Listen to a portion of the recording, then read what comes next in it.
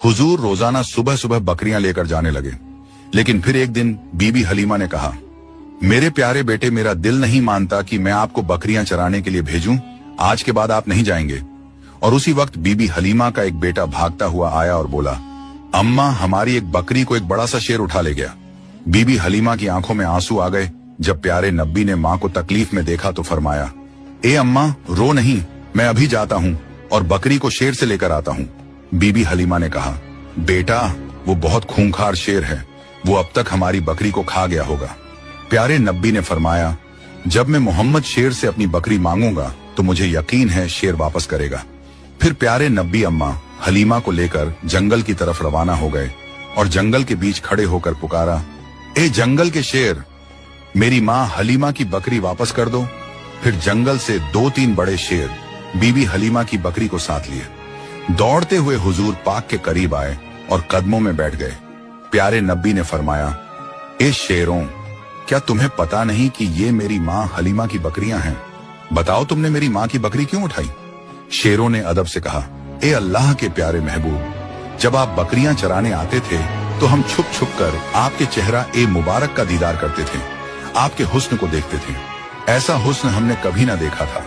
लेकिन जब आप 3 दिन तक बकरियों को लेकर नहीं आए तो हम सब बेचैन हो उठे। फिर हमारे बड़े शेर ने हमसे कहा, अगर प्यारे नब्बी का दीदार करना है तो बीबी हलीमा की बकरी उठा लो या मोहम्मद सल्लल्लाहु अलैहि वसल्लम। बहाना तो बकरी का था, पर असल में आपके जलवे को आंखों से देखना था। आप सल्लल्लाहु अलैहि वसल्लम ने शेरों को प्यार से देखा और बकरी लेकर वापस घर आ गए।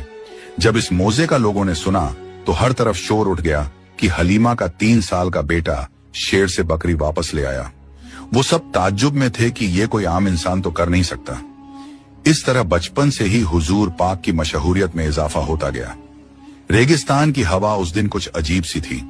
बीबी हलीमा की झोपड़ी के पास बच्चे खेल रहे थे और नन्हे मोहम्मद सल्लल्लाहु अलैहि वसल्लम भी उन बच्चों के साथ कुदरती मासूमियत और सुकून के साथ खेल रहे थे। अचानक खेलते खेलते आपका चेहरा सफेद पड़ गया और आप जमीन पर गिर पड़े। आसमान से 2 फरिश्ते उतरे। उनके हाथों में चांदी का तसला था जो बर्फ और झमझम के पानी से भरा हुआ था। उन्होंने हुजूर को उठाया और नरमी से लिटाया और आपका सीना ए मुबारक चीर दिया। बच्चे दौड़ते हुए बीबी हलीमा के घर की तरफ भागे और चीखते हुए बोले, मोहम्मद के साथ अजीब वाकया हुआ है। बीबी हलीमा और उनके शौहर हारिस दौड़कर वहां पहुंचे। उन्होंने देखा कि नन्हे मोहम्मद जमीन पर लेटे हैं।